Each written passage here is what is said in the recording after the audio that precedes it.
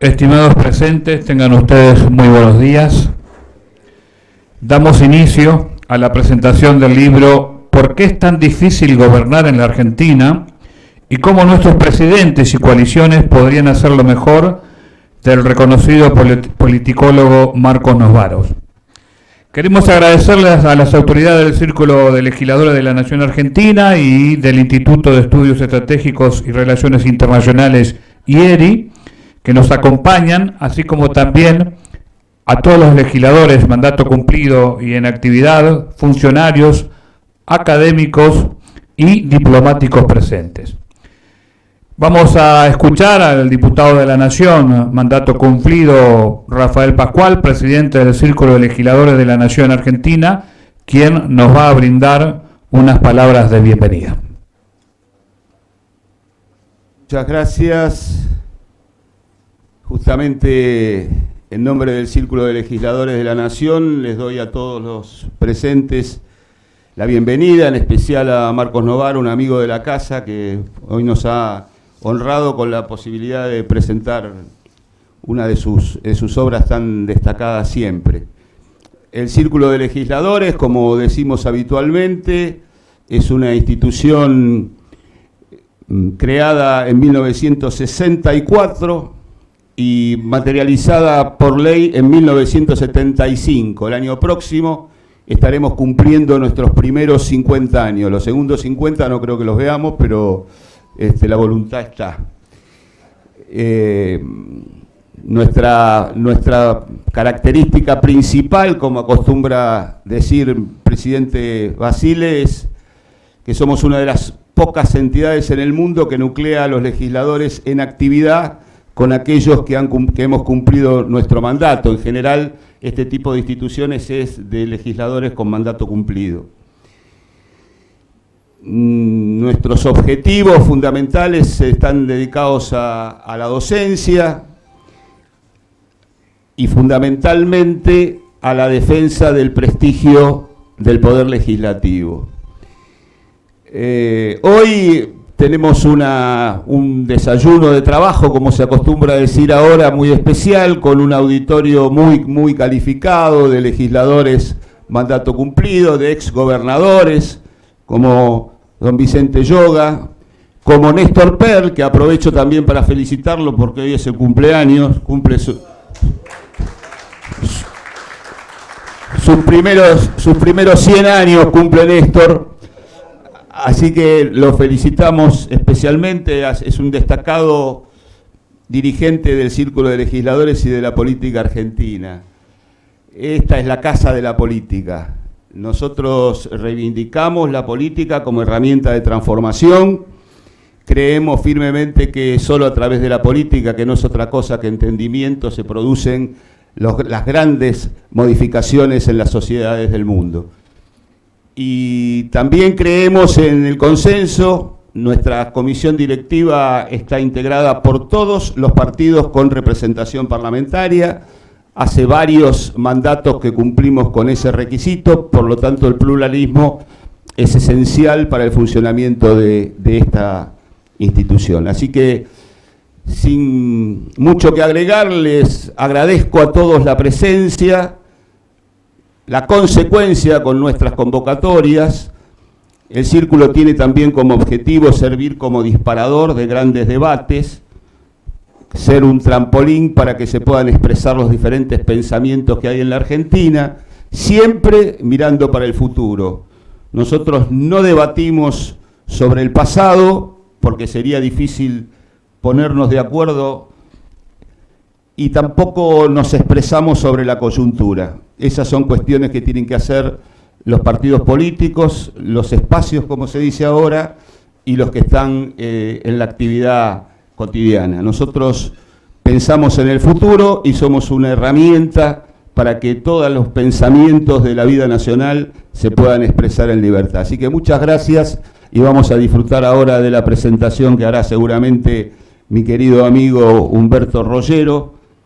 Yo también creo que no por casualidad Humberto preside el Instituto de Estudios Estratégicos y Relaciones Exteriores, que es una de las principales herramientas del círculo, y a mí me toca presidir el círculo, habida cuenta que allá por principio de este siglo yo era el presidente de la Cámara de Diputados y Humberto era el presidente del principal partido opositor, y casi nunca nos pusimos de acuerdo. Pero bueno, ahora sí nos ponemos de acuerdo y tenemos una relación sólida y amistosa. Así que muchas gracias y disfrutemos de la conferencia. Muchas gracias al señor presidente del Círculo de Legisladores. Ahora sí, presentación mediante, le damos el paso al diputado de la Nación, mandato cumplido, licenciado Humberto Rollero, presidente del Instituto de Estudios Estratégicos y de Relaciones Internacionales, IERI, que nos va a hacer la presentación de esta actividad que estamos participando. Esfuerzo para llevarme bien, pero difícil la gente de capital con la gente del interior, así que, pero bueno, hacíamos lo que podíamos. Tres pautas de mensajes previos. Primero, por supuesto, agradecerle a Marco la deferencia de recibirnos. Segundo, agradecerle la presencia al señor representante de la Embajada de Angola, que nos acompaña aquí en este momento. Y por supuesto, me permite, además del calificado auditorio, quisiera mencionar a una persona que nos honra con su presencia. Nos acompaña el doctor Roberto Azaretto, uno de los historiadores más importantes de la Argentina, presidente del Círculo francés y además miembro de Junta de la Historia Argentina y de la Historia Militar. Algún día lo vamos a invitar a Roberto, porque es un expositor de lujo, y gracias por su presencia, Roberto. Gracias. Dicho esto, de verdad, yo titularía el libro de mi amigo Marco Novaro, un libro extraordinario, les recomiendo que lo lean. Yo empezaría con, ¿usted acuerda de la canción de Roberto Carlos? Un millón de amigos. Marco es un hombre muy conocido, muy reconocido como politólogo, como persona, como ensayista, como investigador. Yo supongo que tiene muchos amigos. Después de este libro dije, ¿mantendrá la misma cantidad? Es un libro fantástico. Primero, quiero hacer algunos tips de este libro. Este es un libro escrito por académicos, con una precisión de la investigación científica, social, realmente llamativa.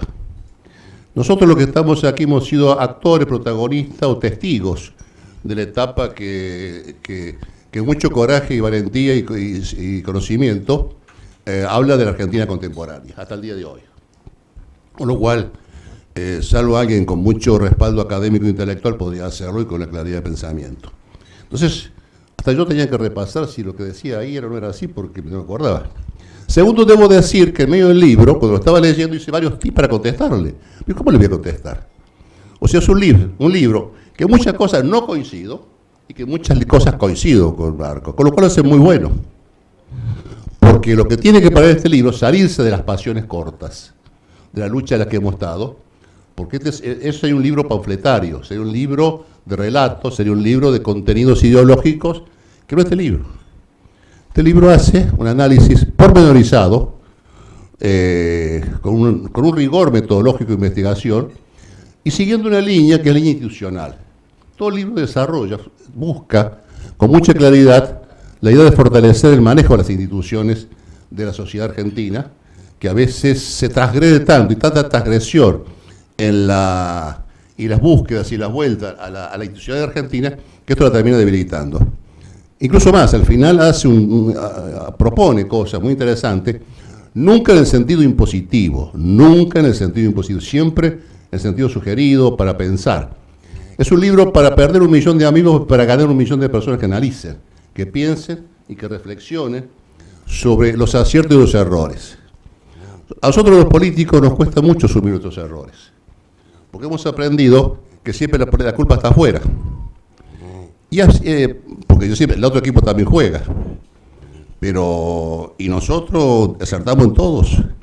O sea, entonces este es un libro que nos invita a una reflexión por la precisión del estudio y la investigación, que la sostengo y la remarco porque realmente me llamó la atención el trabajo de campo que han hecho en lo que es en ciencias sociales, realmente muy fuerte. Entonces, la pregunta que hace Marco es una pregunta muy interesante. ¿Por qué es tan difícil gobernar Argentina? Y es un proceso histórico muy interesante, donde a su vez otra mención más. La política hoy es el casting. O sea, ¿cómo se hace la política hoy? Buscamos el casting. El que mide más es candidato. ¿Qué irá a hacer después? Es un misterio de madre natura. Es un hecho que puede funcionar. Entonces, y ustedes saben que la política tiene encarnadura y verbo. En los últimos tiempos, por distintas razones, ha aumentado el valor de la encarnadura y se ha debilitado el valor del verbo, que es ¿para qué? Y él la desarrolla en este proceso con mucho sostenimiento técnico, aún en las cosas que no coincido, pero está muy bien fundamentado. Primero, plantea el tema de los partidos. O sea, ¿por qué en Argentina, cuando retoma la democracia, después del triunfo del doctor Alfonsín en el 83, que fue un hito de la historia argentina, un hito importante para todos nosotros, porque volvió a la libertad y la democracia por la que tanto luchamos tanto, se consolidan los dos partidos tradicionales, con sus errores y sus aciertos, y transitan un sistema de diálogo, de confrontación y diálogo, como es el juego de la democracia. Allí los partidos se empiezan a debilitar por distintas razones, por distintas maneras, empiezan a perder su vigencia frente a la gente, y creo que allí los partidos políticos, yo soy hombre de partido, así que me cabe la crítica, empezamos a establecer paulatinamente relaciones endogámicas en los partidos políticos. O sea, empezamos unas generaciones radicales, socialistas, peronistas, liberales, marxistas, era la generación de los 70, que habíamos forjado en otra visión de la lucha política, en otro contexto y en otro contenido. Acá no, acá comienza a estabilizarse el sistema político, por suerte, y en eso siempre reconoceremos los peronistas el gran esfuerzo del doctor Alfonsín en la estabilización de la Argentina democrática, que nos garantizó a todos los argentinos la posibilidad de ser libres. Y esto lo reconozco como adversario político, porque realmente es un mérito de este gran hombre de la historia argentina. Después queríamos ganar elecciones, pero otra cosa eso, pero de verdad es esta. Entonces, hasta que empezamos el comienzo de las alianzas. Empieza a reemplazarse, y aquí hay un autor, Botana, que lo señala con mucha claridad, que dice: la Argentina pasó de los partidos políticos a la lucha por los espacios. Cuando se caen los espacios, comienza esta etapa actual que es la lucha de los candidatos. O sea, hoy, siguiendo la teoría del casting, Botana lo dice con mucha más precisión, que es la teoría de los candidatos. Entonces, y comienza la búsqueda de la imagen. Entonces, nosotros podríamos decir que se valorizan mucho dos instrumentos de la política moderna, imprescindibles, que son los coaching y los publicistas. El problema es cuando los coaching y los publicistas deciden la política. Pues eso es, coaching y publicistas son, por citar algo, que no tiene nada en contra, son instrumentos de la política. El problema es cuando piensan por lo que tienen que decidir. Hay un segundo tema que la política no vimos, nos cambiaron el mundo, cambiaron los paradigmas. Nosotros somos forjados en la revolución del 2.0. La humanidad ha transitado hacia la 4.0, que por ahí nos debería llevar algún día a formularlo, cómo funciona la democracia en la sociedad líquida, que no es la sociedad estática que nosotros supimos tener. Y ahí Marcos hace un exhaustivo trabajo de todas las... yo lo he anotado porque quiero mantener el rigor con que vos lo hiciste. Entonces, él lo que plantea las distintas coaliciones con sus éxitos y sus fracasos. Obviamente, cuando uno lee los éxitos y fracasos de la alianza, se le caen los amigos a Marco. Pero también tendría que ser claro, porque plantea errores y sugiere cosas y elementos que obligan por lo menos a analizarlo. Por lo menos a analizarlo. Entonces, el primer gran hecho de las grandes alianzas, que yo no voy a mencionar todas, pero algunas, es la alianza del año de la Alianza por el Trabajo, la Justicia y la Educación, que es una alianza trascendente, porque tuvo un impacto político en la Argentina y fue novedoso. Realmente fue incluso con internas abiertas dentro de las fuerzas mayoritarias, que fue un hecho democrático nuevo, que era una especie de reoxigenación de una política que había decaído por posiciones firmes, estancas e inmóviles, como veíamos funcionando nosotros. Y realmente esta cosa novedosa impactó fuertemente en la sociedad argentina, entre el agotamiento del modelo del gobierno anterior del que yo era parte y la aparición de algo nuevo, distinto, que se ofrecía realmente de la propuesta y de las imágenes como algo nuevo y superador. Entonces, o sea, la gente no se equivoca cuando vota. O sea, eso yo no coincido nunca jamás que la gente, lo equivocamos nosotros, la gente. Por lo menos este es mi concepto filosófico sobre esto. Allí comienza y Novaro, con mucha precisión, analiza todos los alcances del gobierno y empieza a puntuar las debilidades que van surgiendo de esas alianzas, en todas las alianzas, no solamente en esta. Porque se debilitan la idea de la fortaleza de los dirigentes y los partidos, se diluyen y comienzan las posiciones tácticas coyunturales dentro del gobierno y las fuerzas políticas. Y esto hace que, finalmente, eso hace que termine perdiéndose de vista los objetivos principales y empiecen a funcionar con fuerza los objetivos secundarios, o las contradicciones secundarias, como se dice en política. Y esto lleva al agotamiento, un agotamiento que produce desencuentros y termina con el final de una experiencia política realmente muy importante para la historia argentina, y a veces habría que analizarla mucho más, no tanto, realmente el repaso de la alianza que nos ganó la elección en el 89, se analiza mucho por lo que pasó, y por ahí sería interesante analizar por qué se hizo.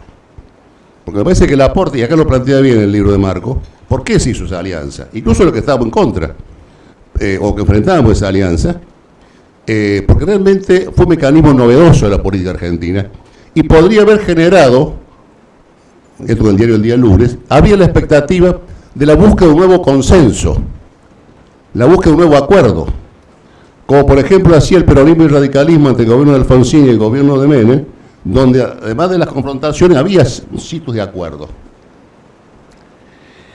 Esto lleva, por eso insisto, me parece que es un tema más, para analizarlo en el origen y sus génesis y sus raíces, que analizarlo en lo que pasó después. Con el diario El Día Lunes todos somos sabios, el problema es el diario El Día Viernes, para entender los procesos históricos, y además debo reconocerte un gran mérito, Marco. Él analiza en el contexto histórico que se viven los hechos. No es menor analizar los procesos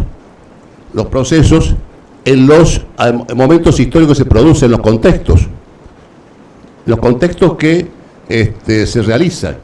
Porque no se puede analizar lo del 83, 89, 99, 2001, 2002 en función de los tiempos actuales. Porque los contextos son otros, son diferentes. Entonces, me parece que eso yo te lo observé porque quería ver sí, pero no. Cada hecho se analiza en el momento justo. Y esto le da un valor objetivo mucho más sólido. Después de la caída de la situación de la alianza, más allá de, no voy a entrar en detalle porque no interesa, no hace el fin de la cosa, y cada uno hemos sido protagonistas y tenemos visiones diferentes que no aportan absolutamente nada al debate, al contrario, nos impediría pensar. Viene un gobierno casi de coalición, básicamente conducido por el radicalismo a través de la figura de Alfonsín, y para que no se enoje Chicho Basile, el jefe del conurbano, el doctor Duhalde, el presidente gobernador Duhalde. Entonces, en esa alianza intervienen las dos fuerzas y todas las fuerzas, además de la Iglesia, además de Naciones Unidas y además de la necesidad de rescatar un país en llamas. Y fue un hecho nuevo, también nuevo, no forzado desde el punto de vista programático, como intentó ser la alianza, de mi humilde opinión, sino que este fue forzado, producto de una coyuntura conflictiva, difícil, donde la verdad, a mí me pasa una anécdota, no sé si le pasa a vos, Rafa, a ustedes, yo me encuentro gente que me contaban lo que pasaba, y yo me acuerdo que en esas reuniones, que nosotros éramos muy pocos, que se tomaban decisiones complicadas, no las conocían, no estaban. Pero bueno, estos son las clásicas teorías conspirativas que tanto alumbran la política y que uno se acaba de enterar con los años que hubo esa conspiración, pues hecho. Y el misterio, es el misterio de la naturaleza. Pero te va a pasar que gente que decía, ¿cómo sabe todo esto si no estaba? Bueno, son dato color. Eso termina con un resultado electoral que reencarna a la Argentina y reencausa a la Argentina. Y acá sí quiero rescatar algo. ¿Por qué el peronismo y el radicalismo, la iglesia, el PRO, no el PRO, sino la UCD, la izquierda también, todas las fuerzas políticas conservadoras? Porque nosotros no teníamos diferencias estructurales en cuanto a país. Teníamos diferencias de matices. Nosotros teníamos objetivos parecidos. No era tanto la diferencia de objetivos, sino la diferencia de instrumentos. Entonces, los caminos que a veces tomaba para llegar a objetivos más o menos parecidos y distintos. La sabiduría, no sé si porque era sabiduría o porque nos iban a encender el Congreso y no podemos salir a la calle y que se vayan todos, nos obligó, por las razones que ustedes quieran interpretar, a pensar y encontrar los puntos. O sea, en lugar de trabajar por lo que nos separaba, hicimos un esfuerzo por encontrar los puntos que acordábamos. Y ambos fuerzas políticas, todas las fuerzas que participaron, lo hicieron en la búsqueda de poner lo mejor. Por eso fue un gobierno de concertación plural, un gobierno extraño, donde convivíamos armónicamente y no sabíamos a qué partido era quién, porque había que sacarlo al país. Y coincidimos en los objetivos. Y realmente la presencia de Alfonsín y Duhalde, fueron, hablando un poco más en serio por Duhalde, fue fundamental. Porque además lograron ordenar hacia adentro sus fuerzas políticas, sus espacios políticos. Que no era una tarea fácil, ordenar en medio de un marasmo, donde además los lobbies del poder económico jugaban muy fuerte. Y sobre todo, los lobbies internacionales jugaban muy fuerte, que nos pasó para enfrentar esa coyuntura. Entonces, esa concertación también yo la rescató mucho, porque fue una concertación que ayudó a sacar el país. Después vino la concertación plural, en el año 2003, concertaciones que tienen otro tipo de características, pero que también fue resultado cuando hubo una fórmula integrada por sectores del partido que ganaba y una fuerza radical, que aparecía, no como un símil, pero sí aparecía como una apuesta interesante de cara al futuro, sobre todo de una Argentina que había empezado un fuerte proceso de recuperación que se había iniciado ya en la acción de Alfonsín y de Duhalde y toda la acción conjunta del Congreso. Los bloques parlamentarios tenían una participación muy activa, éramos parte de una especie de gobierno nacional con participación muy fuerte del Parlamento. Yo nunca he visto en el Parlamento de Argentina tanta presencia en el gobierno y en la discusión de las ideas como fue en ese gobierno. Realmente ambas fuerzas políticas, todos los bloques parlamentarios, para no ser diferencias, todo el mundo intentaba acotar y facilitaba cosas para poder avanzar, aun cuando no se estaba de acuerdo, porque el país se encauzara. Yo lo recuerdo, vayan a estas durísimas batallas políticas, como una epopeya interesante de una dirigencia bastante madura. Y hubo legisladores radicales, de la UCD, socialistas, de las provincias, que realmente tuvieron actuaciones magníficas, brillantes, y por eso, con dos líderes que conducían y acompañando este proceso, además el peso de la Iglesia fue muy importante, como también lo fue de Naciones Unidas y otras instituciones. Esto habló un bloque que le permitió a la Argentina recuperar un sentido y un destino. Después Marco transita, y acá viene una cosa muy interesante, Marco. A partir de ahí comienza la lucha de coaliciones. Y nosotros vimos voy a pasar la historia, porque el libro es muy rico en eso y me va a llevar 3 horas, 3 días hablar de la historia de los últimos 10 años de Argentina. Léanlo ustedes y discutan ustedes. El fenómeno de lo que estamos viviendo. Que la última elección de Argentina fue la lucha coalicional. Fue la lucha de dos grandes coaliciones que disputaban el poder.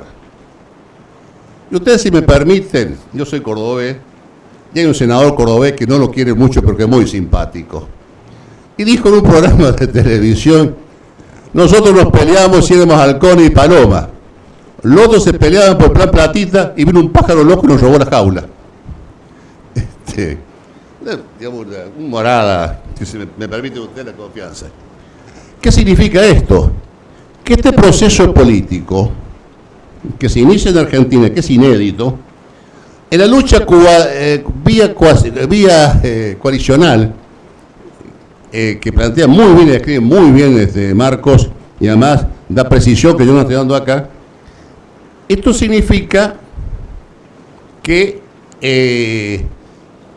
aparece el camino del medio, sin decirlo.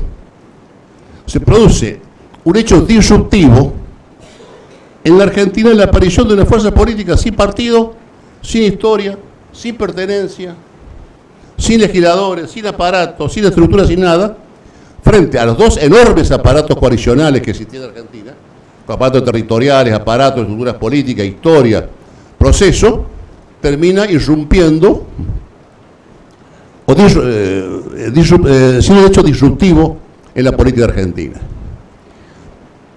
Yo no los invitaría a discutir la coyuntura, porque la coyuntura está en el proceso, pero sí está muy bien descrito por este libro cómo es este fenómeno y da unos tips muy interesantes. A continuación de esto, Marco, y voy a ir lo más rápido posible, pero no, ya se fría después. Marco, después de esto, Marco es un académico de nota, no lo voy a inventar yo acá porque es uno de los politólogos de la ciencia política más importante de la Argentina, con trascendencia internacional, producto de la mesura y el equilibrio, ¿no? Y siempre buscando fundamentar sus investigaciones. O sea, se puede no coincidir, pero sí está bien fundamentado lo que plantea. No se discute desde el debate de los panfletos, como Navarro. Con Navarro se discute del panfleto de la idea, de los estudios. Y abre acá una perspectiva de debate muy interesante, que es, ¿por qué se da este fenómeno? O sea, obviamente él describe, no puede decir qué va a pasar porque está haciendo un análisis contemporáneo de la historia argentina y puede dar algunos tipos, esto lo va a descubrir la historia del futuro, del presente. Entonces, acá esto es sumamente interesante porque aparece el fenómeno de la disrupción, desconocida para la política tradicional. No estaba en nuestra cabeza, independientemente del éxito o el fracaso de este esquema político. Son dos debates distintos. El debate es por qué aparece, que para mí es como la alianza. O sea, lo importante de la alianza es por qué aparece la alianza. Este es el hecho nuevo. Después de la historia dirá cómo termina. Acá también, el hecho nuevo es cómo empieza esto. O sea, cómo surge esta posibilidad que una fuerza en 2 años y medio se haga en el país. Y gobiernos y legisladores. Nosotros que somos hombres que hemos estado muchos años en la Cámara, nos sorprende que con 17 diputados nacionales y senadores todavía hay una situación más complicada. No lo traigo al debate, solamente señalo un hito que se plantea en el libro y con razón. Esto quiere decir que hay alguna cosa que los políticos deberemos revisar. Primera pregunta, ¿nuestras categorías de análisis tradicionales siguen siendo vigentes? Nuestras categorías de análisis que siempre aplicamos en nuestra formación política, ¿no sería interesante para allí revisarlas, no de la ideología, sino de la nueva realidad? Puede ser un dato, porque me parece que hoy, en este mundo en cambio, donde además nos cambiaron el sujeto histórico. Yo doy un ejemplo muy burdo. Antes un trabajador, asalariado en el gremio, empezaba en una fábrica y se retiraba a los 50 años, vivía en el barrio de la trabajadora de la empresa, y el mayor mérito era la medalla del reconocimiento, era jerarquizar, era un ascenso social. El modelo productivo hoy prácticamente ha debilitado ese. O sea, nos han cambiado el sujeto histórico, nos ha complejizado la sociedad, ya han aparecido estructuras nuevas que no están contenidas por la política, que están fuera de la escena política. Porque las estructuras tradicionales de la política, que siguen vigentes, no alcanzan para contener la diversidad y la complejidad social de los países del mundo que estamos viviendo, acá y en el mundo, pero yo hablo de Argentina. Entonces, me parece que este es un tip para tener en cuenta. ¿Esta es la categoría de análisis? ¿Sirven nuestras? Yo digo que sí o que no. Digo, pregunta. Mi humilde sugerencia es revisarlas. Pero segundo elemento. Hace un tiempo leí una frase muy simple. Las relaciones endogámicas de las fuerzas políticas tradicionales. Las relaciones endogámicas son producto de la larga militancia de cuadros que había antes en la política y que tomaba compromiso de pertenencia, fidelidad y debate. Esto significó que estas relaciones endogámicas terminó aislando en alguna medida la dirigencia política. Y creían que lo que tenían que resolver ellos era lo que le pasaba a la gente. A lo mejor los 70, 80, 90 era así, o parecido. En los cambios eso se fue debilitando. Porque estamos interpretando un sueño colectivo, un imaginario popular, que a lo mejor no es el que la gente está mirando, o no se siente plenamente contenida. Y cuando los niveles de exclusión y pobreza siguen aumentando por las razones que sean, y la gente se da cuenta que el tema de la pobreza es una lucha táctica posicional, donde tiro a los pobres pero no los resuelvo, y que la política se hace sobre la base tal lo mal que le va al otro y no lo que me va bien a mí, esa política empieza a perder valor en sociedad, y la pregunta que puede surgir de la gente es ¿para qué sirve la política? O sea, voy votando, voy cambiando, ¿y por qué? ¿Por qué? Si yo cada vez estoy peor. O sea, adhiero, apoyo, confío, creo, porque tampoco tiene que ser un intelectual, la gente tiene otro instinto, otra forma de decisión, no menos importante que la nuestra, no menos importante, es distinta. Entonces, va viendo cómo su posición va perdiendo. Cuando los padres te dicen, yo no le puedo garantizar a mis hijos lo que mis padres me garantizaron a mí, que suele ocurrir, yo no le puedo garantizar el futuro de mis hijos que mis padres me garantizaron a mí, esto debería ser un ruido mayor de la respuesta de forma, porque expresa un sentido. Y acá me da otra sensación más. Uno sabe, y se desprende del libro de Marco y de la lectura que uno ha visto, lo que ha vivido en política, que es, las sociedades formulan preguntas. La gente tiene incertidumbre, la gente tiene esperanza, tiene expectativa, o se va a los guetos, que es lo que está pasando en el mundo y acá también. Cuando la gente formula preguntas, ¿cuál es la respuesta de la política? Cuando vos empezás a cambiar el sujeto histórico, empezás a cambiar las pautas culturales, empezás a cambiar las relaciones de producción, cambiar los sistemas de organización social, empezás a cambiar las costumbres, empieza a cambiar la moral, empieza a cambiar un montón de cosas, ya las demandas de la sociedad son otras, no las mismas, ni mejores ni peores, distintas. Y hay una sensación que nosotros los políticos, porque no soporto ese que hizo los políticos, yo soy político y me asumo, no puede ser tan hipócrita decir otro, nosotros los políticos, no los otros. Nosotros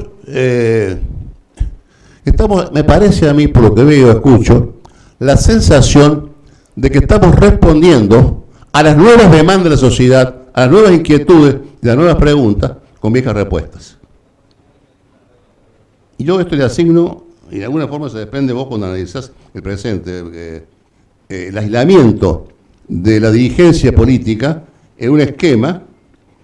Eso no quiere decir que no haya verdad absoluta, esto no quiere decir que no haya verdades permanentes, esto no quiere decir que no haya valores que son de la sociedad, pero también la sociedad va cambiando. Entonces me parece que leer la sociedad no se hace solo de las encuestas, no se hace solamente de algún trabajo de inteligencia empática, que es importante, no se hace solamente de allí, hace falta la expectativa del futuro, la expectativa de mejorar su condición de vida. Los que en alguna época la libertad tiene una movilidad social ascendente, que era la síntesis de la gente, libertad como movilidad social ascendente. Esto es lo que es como si estuviera en el pensamiento íntimo de la sociedad. Y ahí me parece que y apareció una cosa nueva, distinta, disruptiva total, que entendió ese conflicto en la sociedad y propuso una respuesta. Yo no sé si las respuestas van a ser buenas o malas, no evalúo las respuestas, pero la gente tomó esas nuevas respuestas como válidas y un sector se confió. Si va a ser exitoso, si va a confiar definitivamente, si va a durar 2 días o 200 años, honestamente no lo sé, tampoco lo plantea Marco esto, porque sería una falta de respeto hacia ustedes plantear una cosa de esta. Pero sí lo importante es que hubo una lectura de los cambios con una propuesta. Yo debo confesar que muchas cosas, las propuestas que hacen no me convencen, pero debo recordarle el derecho que hubo un acierto en la lectura de la coyuntura. Y no tuvo una respuesta endogámica, la puede tener en el futuro, mañana, pero hoy no la tiene. Entonces esto le permite pensar Esto me lleva a mí a creer dos cosas. Además de revisar mis esquemas de análisis tradicionales, lo que da mi sabiduría en la escasa, de poco conocimiento fijo que uno tiene, ¿será válido hoy? ¿Es todo válido mi método de análisis, mi esquema? ¿Es correcto? ¿No me estaré equivocando? Digo, como pregunta. Dos cosas más y termino, y no aburro más. Una, Marco, que ya cuando te leía Marco dije, solamente Novaro puede hacer esto, y muy bien hecho. Y lo hace muy bien. O sea, yo creo que yo soy mucho menos institucionalista que Marco por formación política. Pero ahora debo dar a la derecha, te tengo que dar a la derecha a vos, Marco, tenés razón vos. Entonces, Marco plantea una serie de tips, con mucha mesura, con mucha prudencia, plantea una serie de tips en las que señala mejoramiento institucional, porque ella hace muy bien de plantear el tema institucional, el fortalecimiento institucional. Y yo eso lo valoro, porque podemos discutir o no las propuestas de Marco, podemos discutirlas o no, pero sí es un tips que te obliga por lo menos a sentarte a pensar, del punto de vista institucional. Los países sin instituciones son países de escasa confiabilidad para los propios y para extraños. Cuando las leyes entran en la anomia, los países tienen riesgos importantes. Cuando no hay más orden, no el orden represivo, sino el orden de la ley, el orden donde está el orden, y se puede transitar momentos no convenientes para el presente y el futuro de una sociedad y un país como Argentina. Entonces, él toma unos tips, y él trabaja mucho en el sentido parlamentario, porque en el fondo y valoriza este libro el trabajo del Parlamento. O sea, tiene una presencia fuerte en todo su desarrollo, en toda su lectura, una valoración del Congreso, de la democracia y del Parlamento como un factor importante, y que yo coincido obviamente, no puedo coincidir, la separación de poderes y el manejo, y no el avasallamiento. Entonces, primero que plantea una eficaz acción de coalición de gobierno, que significa, muchachos, no se junten solamente para ver cómo ganan elecciones, sino adopten otra cosa. ¿Qué van a hacer? No para diseñar una propuesta electoral, sino qué van a hacer, cuál es el camino a transitar. Que esto es el desarrollo de esto le podría dar un ejercicio de debate importante, porque esto podría visualizarse un programa de gobierno, un proyecto de país, una propuesta a la gente y ver seriedad después, más allá de las contradicciones que aparecen. Nosotros sabemos los políticos que contradicciones son las que sobran, pero en la vida del político, en la medida que tenga sentido el bien común. Después plantea una conducción. Tiene que haber una conducción, tiene que haber un árbitro, algo, con una coalición. No puede ser una lucha posicional táctica de grupo contra grupo, que las existe, pero tiene que haber algo que conduzca a eso, un órgano que decida, que tampoco sea un órgano burocrático y que tampoco sea un órgano de una arquitectura imposible, sino en función del siglo XXI. Después habla de la comprensión interdistrital de las concesiones entre las fuerzas. Eso es un tema realmente. ¿Cómo se compensan las regiones? ¿Cómo se compensan las zonas? ¿Cómo hacemos el Río Cuarto abandonado con la Córdoba capital? Por decir una cosa. O sea, ¿cómo se construye una Argentina federal y cómo participan las distintas regiones? Él desarrolla todo esto. Habla de internas abiertas. La Alianza hizo una muy buena interna abierta, fue un hecho que nosotros observamos. La interna abierta de la Alianza, y te había decir una cosa, no con muy sana envidia, porque realmente el manejo de esa interna, más allá de las dimes y diretes, fue un hecho político trascendente. Que dos fuerzas políticas de la envergadura del radicalismo, el Frente Espacio y sus aliados puedan hacer una interna y llegar a acuerdo y coincidir, lo que conocemos este métier sabemos que no es una tarea fácil. Y habla muy bien de ese manejo. Eso es un ejemplo que no está lejano de algún día de poder repetirlo para dirimir posiciones, que no sea solamente de encarnadura, sino también sea de contenido, sería de síntesis. Complementación de los recursos de los miembros, cómo se compensa, que acá es lo que plantea, no compensación de espacio, no compensación a través de las políticas, porque si no es el reparto, y él va dos pasos más adelante, que es cómo. Si mañana la política energética de la que proponen para los argentinos es esta, bueno, ¿cómo se ordena? ¿Y cómo se ejecuta? ¿Y cuáles son las responsabilidades de cada fuerza política en eso? Fortalecimiento de la bancada de los interbloques, eso puede ser, mi amigo Rafa Pascual, que conoce mucho más que yo, un experto en el tema de los interbloques, un experto en los interbloques, Rafa increíble, un maestro en la Cámara, ¿no? Pero lo hacía muy bien, tengo que reconocerlo a la distancia. No. Sí, no podía, quedaba mal con la gente. Bueno, como dice el problema de imagen, Rafa. La comisión consensuada y funcionamiento reglado de los gabinetes. Eso es un tema vital. Porque si no, y lo señala bien claramente, es un libro de kioscos. Es un libro plantea que si no está ordenado el esquema de los espacios de gabinete, es un kiosco. Entonces, kiosco contra kiosco, y eso termina tapando la acción de gobierno, porque se empiezan a obturar entre distintos sectores y esto no avanza. Entonces, eso es tan importante. Para mí, estos son los temas más importantes de todos los importantes que plantea. Tiene que haber, primero hay que definir la política, después los quiénes. Y si hay acuerdo en la política de los quiénes, se tiene que arbitrar y seguir hasta que la coyuntura lo indique, el relevo termine, un debate. Porque si no, es mi kiosco, yo decido cómo.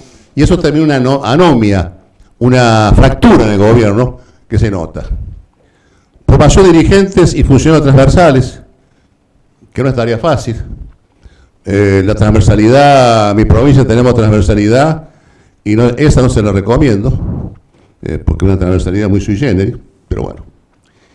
Y compromiso para regular la sucesión. O sea, toda serie de tips. Estos son debates que él menciona, no los resuelve, pero sí dice o señala cuáles son algunos de los temas que habría que tomarlo, porque en la línea institucionalista y parlamentaria que fortalece, no pareció parlamentaria fuerte que plantea Novaro, obviamente que el manejo institucional es fundamental. Los que hemos sido parlamentarios son parlamentarios. Sin una institucionalidad fuerte, el Parlamento son escribanías. Y eso no sirve. O sea, el Parlamento es parte de algo, pero tiene que cumplir el rol para el cual la gente lo vota. O sea, y me permite una digresión. ¿Por qué el Parlamento, sabe que la diputada Yarapura, que es un caso excepcional, y a otro diputado nuevo, en el pasado, para ser diputado nacional o senador hay que pelear el territorio, porque no había la política del casting. Había que acomodar a usted diputado en Jujuy, por ejemplo, que lo he hecho ahora, y lo reivindico por eso. No solamente por eso, le quiero aclarar. Ahora, no hace falta trabajar con los territorios, hace falta ser amigo del jefe. Y eso le da una debilidad de la legitimidad y la legalidad de funcionamiento. Porque no tiene que votar, nosotros nunca vimos con Pascual, que estamos acá, alguien de ningún bloque votar en contra de su territorio. Los bloques se los permitía a los diputados de cada región que votara a favor de su gente, porque tenía que poner la cara. Hoy lo veo, digo, y no pasa nada, no se puede ni Colorado siquiera. Estoy sorprendido, porque entonces eso debilita uno de los problemas centrales que tiene la representatividad. Y debilita esto. Voy a hacer una pequeña conclusión, Marco. Espero estar a las circunstancias, porque tu libro no es fácil. Y sintetizarlo menos, pero excelente el libro. Yo lo recomiendo, es un libro realmente para leer. Es un libro de consulta, y es un libro académico que formula una enorme cantidad de políticas y abre tips de debate. No nos quedemos con lo que vivimos. Es un libro que te invita a reflexionar el futuro. Te sienta las bases de lo que vivimos. Pero no quedemos en una relación endogámica ahí, sino salgamos del círculo y busquemos el punto que está afuera, que es eso que propone Marco en su libro. Esto es lo que yo interpreto. Hay un problema. Nosotros los políticos, por citar el acuerdo de Balbín-Perón, después de muchos años de enfrentamiento, por citar unos tantos casos, nos hemos acostumbrado al diálogo. Antes, nosotros no empezamos por la pelea, empezamos por la búsqueda de consenso. La pelea, la lucha, la diferencia era cuando no podíamos consensuar, o lo que no podíamos consensuar, lo sacábamos y lo poníamos en... ¿Cómo es la democracia del mundo? Cómo funcionan las democracias más maduras y estables del mundo. Porque de última, nuestra diferencia no eran contradicciones fundamentales, eran contradicciones secundarias, hablando en términos marxistas, no eran contradicciones inaceptables, no era la relación capitalismo-comunismo, era otra. En el siglo XXI, perdón, comienza un nuevo debate, para mí, desde el punto de vista teórico, que cómo se construye la democracia en un modelo capitalista. Y ahí comienza teorías sobre una palabra que se usó mucho y tuvo mucho poder, y que fue una palabra que yo la valoro, que es hegemonía. La democracia, la hegemonía de la democracia. La hegemonía de la democracia dice, y tiene algún fundamento en esto, que frente a los cambios tecnológicos de sociedad social no se puede gobernar con gobiernos débiles. O por lo menos, no débil en el sentido de autoritario, sino tiene que tener fortaleza, tiene que tener fuerza. No y fuerza para cumplir el imperio de la ley, no para cumplir mi ley. Por eso ahí vale mucho lo institucional. Lo que pasa es que a veces la teoría hegemónica, que tiene otra visión, que es son un trabajo muy importante, entre un argentino muy conocido, y es lindo estudiarla, porque un trabajo, desde el punto de vista académico e intelectual, es muy sólido, plantea esto. Esto termina siendo, no por los teóricos, sino por los ejecutantes, encuentran un camino para justificar posiciones dominantes.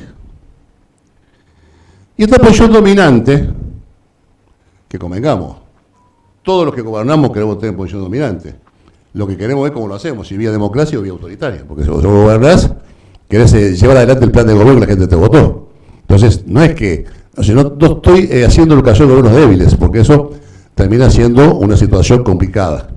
Entonces, esto me parece que se va tergiversando y no leyó la contraparte. Eso terminó armando algún modelo muy parecido a algún capitalismo de Estado, que es exitoso en algunos países, no puede negar que no es exitoso. El capitalismo de Estado tiene sus réditos y ha permitido a países desarrollar, con lo cual no es ni bueno ni malo. Los proyectos no son buenos ni malos, pero si no son, depende de los resultados. Y este capitalismo de Estado creo que podría haber sido también en Argentina, porque Argentina tiene una vinculación fuerte con el Estado. No en exceso, no en exceso. Pero los argentinos somos hombres de Estado, nuestra trayectoria. Profesor, yo no voy a hablar de usted, los caudillos, toda la historia, sin faltar el respeto a usted, Roberto, pero tiene una historia en eso. Eso me parece que fue arrinconando los otros procesos. Y esto arma coaliciones muy importantes, hasta novedosos, que no tenían consustanciada fuertemente su base de acuerdo.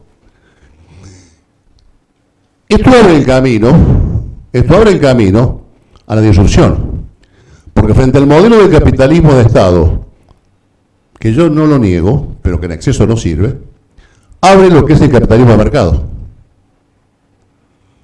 Y el capitalismo de mercado, en todas sus visiones mundiales hoy, que son todas distintas, y que no son extrapolables, pues son muy prácticas, y que tienen que ver con el retorno de Europa al final de un proceso tan importante como fue la socialdemocracia en Europa, que cumplió tanto y tan buenos fines. O la socialdemocracia ha llegado, como todo proceso histórico, al final. Exitosa, no crítica. Creo que la socialdemocracia fue un avance muy importante en el mundo. Hoy está, como todo proceso, agotándose. Y esto ha vuelto a modelos conservadores, que nada tiene que ver con el fascismo o el nazismo, son dos cosas distintas. Hay una confusión temática complicada. El facilismo puede ser peor o mejor, pero es otra cosa. Entonces, este retorno cultural lleva a varias cosas. Primero, un mundo ya no bipolar, sino un mundo que intenta ser multipolar. La guerra de Ucrania es la posición más de Rusia y Ucrania. Hay un experto que sabe más que yo, forma parte de ese metier. Porque están jugando posiciones. Que al mundo le haya permitido rearmarse a Alemania y Japón con la cantidad de armas que tiene en este momento, es un dato impactante. Que ha vuelto a desarrollarse la industria del arma bélica en el mundo. Es un hecho nuevo, que para nosotros estaba desaparecido. Ha vuelto. Y vuelve con fuerza, y no es para subestimarlo tanto. Y a su vez aparecen personajes icónicos y aparecen los candidatos. Acá tuvimos Brasil, ni a favor ni en contra. Acaba de ganar Estados Unidos, está ganando procesos en Europa, Argentina. Son los candidatos de una fortaleza, de una fuerza que son disruptivos. No valoro. La idea no es valorar, solamente describir siguiendo tan correctamente. Entonces la pregunta que yo me hago, Bravo, en algún momento la Argentina tendrá que equilibrarse. O sea, si nosotros vamos por el capitalismo de Estado, equivocado, vamos a repetir los errores. Si nosotros creemos en el capitalismo de mercado solamente, y podemos estar combatiendo algún salvataje, un salvajismo de otra naturaleza. El desafío que me parece que plantea tu libro es cómo nosotros encontramos en este tránsito, en este momento, encontramos un camino entre la dirigencia política argentina que salga de la coyuntura, que salga solamente de la pelea de quién es diputado y senador, o quién, como se dice en Córdoba, quién morralea, y piense un poquito cómo se construye una alternativa que busque un nuevo punto de equilibrio, sin negar la ventaja que puede tener el capitalismo de Estado positivo y sin negar la necesidad del mercado, porque si no es negar la realidad. El punto donde se equilibra, quién se equilibra, y para eso me parece que hace falta, para concluir el libro de Marco, que el gran desafío de la obra es volver a reencontrar un punto de equilibrio, aún con posiciones distintas, que nos permita, como hicieron Duhalde y Alfonsín, encontrar un punto donde los 50-60% que estamos de acuerdo lo llevamos todos juntos, con ministros, funcionarios, y el 30-40% lo dejamos para después, para ir resolviéndolo en la segunda instancia. Yo humildemente termino acá. Es brillante lo de Marco, los recomiendo el libro, es un libro académico, con formación política, y es un libro que es bien leído. Y repito, yo estaba por contestar cosas de Marco, porque yo viví eso, no. Pero no, es un gravísimo error. Este es un libro que leído, y sobre todo por los procesos históricos, te obliga a pensar. Marco, vos no vas a ganar un millón también, porque puede ganar un millón de personas que se pongan a pensar con tu libro. Muchas gracias, un placer, y ojalá haya estado a todas las circunstancias. Agradecemos las palabras del diputado Humberto Rollero. Marcos Novaro es sociólogo, analista político, consultor, columnista de televisión, profesor, investigador de la UBA y del CONICET. Actualmente dirige el Centro de Investigaciones Políticas CIPOL y la Iniciativa por la Cooperación Interpartidaria, un programa de acción pública dirigido a lograr consensos para una coalición amplia de estabilización y reforma. Es titular de la Cátedra de Teoría Política Contemporánea en la UBA, fue becario Fulbright en la Universidad George Washington y la Universidad de Columbia, ha publicado más de una docena de libros y numerosos artículos en revistas. Su penúltimo libro se titula Dinero y Poder, las difíciles relaciones entre empresarios y políticos en Argentina, publicada por la editora y distribuidora hispanoamericana S.A. Edasa.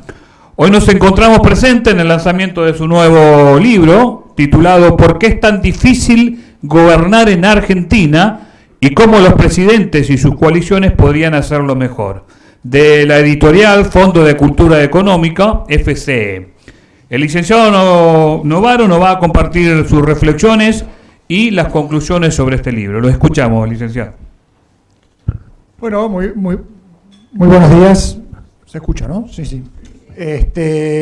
Bueno, muchas gracias al Círculo, a Rafael y a Humberto por la invitación y a ustedes por la presencia. Y yo voy a tratar de reaccionar a algunos de los muchos comentarios planteados por Humberto, digamos. Voy a tratar de ordenarlo para explicar un poco, bueno, cuál es el ánimo del libro desde mi perspectiva y en qué cosas puede resultar útil a este diálogo entre la academia y la política, digamos, ¿no? Que me parece que es algo que Humberto comentó mucho y que a mí efectivamente también me interesa mucho, digamos, ¿no? Las discusiones académicas en Argentina han tendido a volverse muy sectarias. Creo que en alguna medida más sectarias todavía que en la política, digamos, ¿no? Es más difícil que gente que piensa distinto se ponga de acuerdo. Pero además, de sectarias suelen ser bastante aburridas, digamos, ¿no? Y la discusión entre académicos y políticos, en cambio, suele ser más entretenida, digamos, ¿no? Y por lo menos es un rubro en el que, digamos, yo siempre traté de invertir esfuerzos y ya si este libro sirve para eso, ya para mí sería una satisfacción, digamos, ¿no? Así que todos los comentarios de Rafael y de Humberto y el interés sobre el libro ya me entusiasman, digamos, ¿no? Y efectivamente, digamos, un poco por las palabras, digamos, de ambos, estamos pensando en cierta sintonía, ¿no? Porque el trabajo que yo he venido haciendo me parece que trata de enfocar los rasgos de la incertidumbre argentina dentro de un mundo incierto, digamos, ¿no? O sea, que vivimos una doble incertidumbre, la incertidumbre global y la propia de nuestro país, digamos, ¿no? Que siempre nos ha acompañado, pero que en este mundo tan móvil, confuso y conflictivo, no sabemos si se va a descarrilar del todo o si todo el mundo se está volviendo más parecido a Argentina y entonces tendremos que calmarnos, porque finalmente tampoco es que somos tan raros, digamos, ¿no? Si la política de Estados Unidos y de otras democracias muy estables se parece cada vez más a las nuestras, relajémonos, digamos, ¿no? O sea, no estamos tan mal. O tal vez, digamos, por lo menos no tenemos arreglo, digamos, ¿no? Entonces es así, digamos, ¿no? Entonces hay que acomodarse a los tiempos, o por lo menos tratar de entenderlo sin volvernos locos, digamos, y resignarnos a algunas cosas que no vamos a cambiar. Hay ciertas tendencias que efectivamente creo que son tendencias de la época que no vamos a cambiar. Por ejemplo, la mencionada por Humberto sobre la personalización de la política, el espectáculo, la política de candidatos, el debilitamiento de los partidos, las incertidumbres y los conflictos sobre qué es la democracia, y si los intentos de cambiar la democracia y mejorarla no van a terminar destruyéndola, digamos, ¿no? Y lo que algunos actores ven como amenazas a la democracia, otros consideran como revitalización de la democracia. Y eso está pasando en todos lados, digamos, ¿no? Eso es parte de la discusión en Europa, es parte de la discusión en Estados Unidos, y obviamente, por lo tanto, también en América Latina y en Argentina sucede exactamente lo mismo, digamos, ¿no? Bien, entonces, dicho esto, digamos, ¿en qué trata de enfocarse de todos estos problemas, que son muchísimos, digamos, en qué trata de enfocarse el libro? Bueno, básicamente en qué ha pasado con los gobiernos argentinos a partir del proceso de fragmentación de los partidos, ¿no? Uno puede decir que la democracia arrancó con un sistema de partidos que parecía más o menos ordenado, estable y que podía responder a las necesidades de la competencia, de la alternancia, de ofrecer distintas alternativas, que era la convivencia y la competencia entre radicales y peronistas. Eso tendió a debilitarse a fines de los 90 y ha seguido debilitándose, ¿no? Y ese es el proceso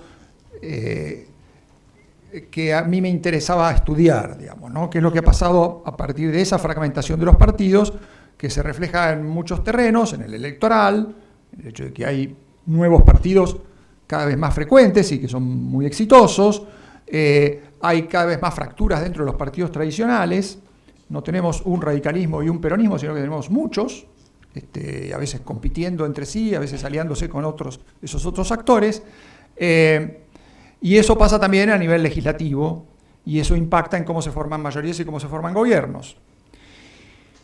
Bueno, dicho esto, uno ve lo que pasa en la política latinoamericana y dice, en realidad está pasando también lo mismo, digamos, ¿no? La fragmentación de los partidos en América Latina ha tenido en muchos casos la misma intensidad, ¿no? Sistemas de partidos bastante estables han tendido a volverse mucho más inestables, mucho más fragmentados. ¿Y cuál fue la respuesta en todos los países? En todos los países, con más o menos éxito, en todos los países apareció lo que la literatura llama los presidencialismos de coalición. ¿Qué fue lo que pasó? Los politólogos a fines de los 90 decían, estos partidos con creciente fragmentación política no van a poder gobernar, ¿no? Entonces estaban todos los politólogos pesimistas, sobre todo sobre países que eran relevantes para la academia. Brasil es un ejemplo, digamos, ¿no? Los politólogos en coro decían, Brasil se va a volver cada vez más ingobernable. Y no fue lo que pasó, ¿no? Los brasileños tenían ya una experiencia de coaliciones y la mejoraron.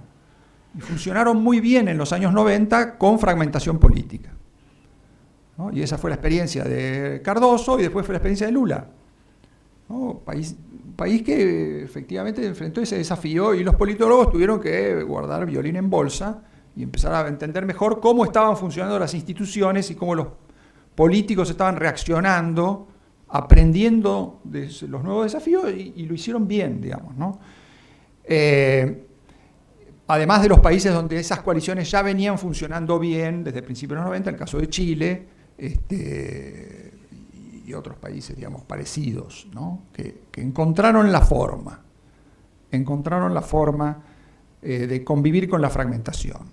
La salida del fujimorismo en Perú es un ejemplo parecido a esto, aunque después terminó a descomponerse, pero bueno, creó instituciones para que Perú se siga gobernando a pesar de la fragmentación y la inestabilidad política.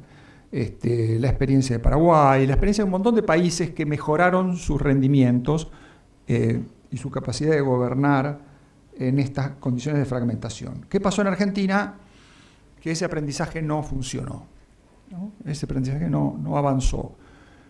Tuvimos sí experiencias exitosas en términos electorales, algunas experiencias exitosas en términos legislativos, pero no tuvimos coaliciones que funcionaran bien en el gobierno, ¿no? Y por eso, bueno, el recorrido, que un poco comentó ya Humberto, así que yo no voy a volver a hablar sobre ese recorrido por las experiencias de coaliciones electoralmente exitosas, pero inestables y que en términos de gobierno no funcionaron, ¿no?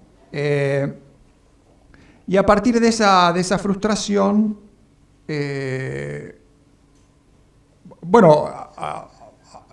se planteó para los presidentes una disyuntiva cada vez más difícil de resolver, que era, si gobernar con coaliciones es difícil, intentemos gobernar solos, ¿no? Y esas son las dos alternativas que hay, digamos, ¿no? Los presidentes, cuando hay, si para formar mayoría necesitan alianzas, esas alianzas las pueden hacer en forma permanente a través de coaliciones, entonces consiguen aliados que son más o menos fieles a lo largo del tiempo, o lo hacen a través de negociaciones puntuales. Cuando necesitan mayoría en el Congreso la buscan y el resto del tiempo cada quien en la suya, digamos, ¿no?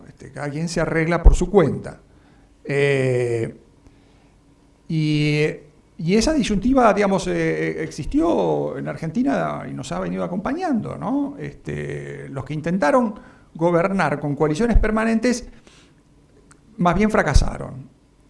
Y entonces buscaron, bueno, gobiernos cada vez más autónomos del Congreso, cada vez más autónomos de los partidos.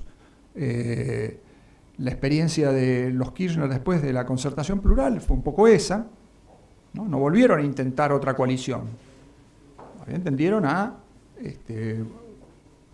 buscar aliados bien leales, bien subordinados y formar mayorías con negociaciones lo que se llama el retail político, ¿no? El intercambio puntual de favores por votos. Macri hizo exactamente lo mismo, ¿no? Macri apenas ganó, dijo, esto no va a ser un gobierno de coalición. Y tal vez en eso no se equivocó, porque, digamos, la verdad que si hubiera buscado acuerdos, tal vez hubiera sido más complicado para él poner en marcha su gobierno. Pero eso le funcionó mientras su programa económico tuvo cierto éxito, ¿no? En cuanto empezó a tener dificultades, la solución del quid pro quo le salió en contra. Ya después no pudo aprobar ningún proyecto político, ningún proyecto legislativo, ¿no? Desde 2018 en adelante es el gobierno que menos proyectos aprobó en toda la historia, el 18% de los que presentó. Nada, y todos irrelevantes además, los proyectos que aprobó esas dos legislaturas fueron totalmente intrascendentes. Bueno, para no referirnos demasiado además a la experiencia más trágica del último gobierno, que sí tuvo una característica coalicional más estable y así funcionó, digamos, ¿no? Muy mal, ¿no? Muy mal. Y cuando un presidente es débil, tratar de gobernar solo es prácticamente imposible, digamos, ¿no? Y en este caso ni siquiera lo intentó. Bueno, esa es la experiencia que lleva a la crisis más reciente, ¿no? Esa es la experiencia de éxitos electorales que terminan en frustraciones en la gestión ha ido acumulando resentimiento con la dirigencia política, frustración y desconfianza. Y además un aprendizaje a la propia dirigencia, digamos, ¿no? Si las coaliciones no funcionan, intentemos gobernar solos en serio, digamos, ¿no? Con mucha más distancia, profundizando la impugnación de los demás actores, ¿no? Tratando de concentrar toda la autoridad y la legitimidad en la figura presidencial y deslegitimando al Congreso, al resto de los actores institucionales,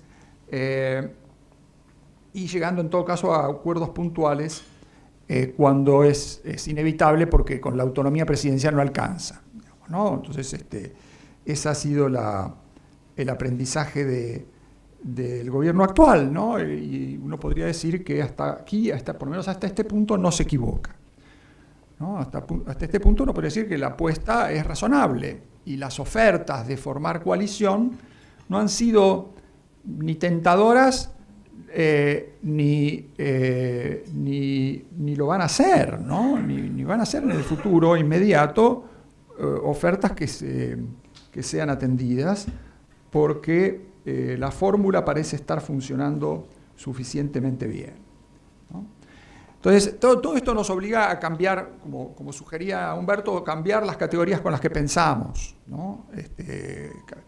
Entender, en primer lugar, que detrás de estas disyuntivas hay problemas que venimos arrastrando hace mucho, y muchos de esos problemas tienen que ver con reformas institucionales que se pueden hacer, ¿no? No voy a volver tampoco a hablar sobre eso porque algunas las mencionó Humberto y otras son bastante conocidas y evidentes, digamos, ¿no? O sea, cómo funciona el Parlamento argentino, bueno, ustedes lo conocen mejor que yo, digamos, ¿no? Es un sistema que reproduce la fragmentación y la agrava, ¿no? Un parlamento donde cualquier persona que forma un minibloque, unibloque, monobloque y todo ese tipo de kiosquito, tiene premios, ¿no? En vez de tener castigo, recibe premios por eso. Más presupuesto, más oportunidades para extorsionar a los demás, más. Bueno, eso está muy mal, digamos, ¿no? O sea, así nunca va a funcionar un mecanismo de coalición más o menos estable ni siquiera a nivel legislativo. Vas a reproducir el oportunismo, el intercambio caso por caso de favores por votos, y eso no, digamos, los presidentes ocasionalmente lo pueden usar en su provecho hasta que deja de funcionar. Y cuando deja de funcionar, el Congreso es un conventillo, digamos, ¿no? Y eso se puede reformar como lo han hecho los parlamentos de otros países, ¿no? Yo pongo el ejemplo de Brasil, donde los minibloques y monobloques son castigados, ¿no? Quedan fuera de juego. Y los jefes de bloque tienen mucha autoridad.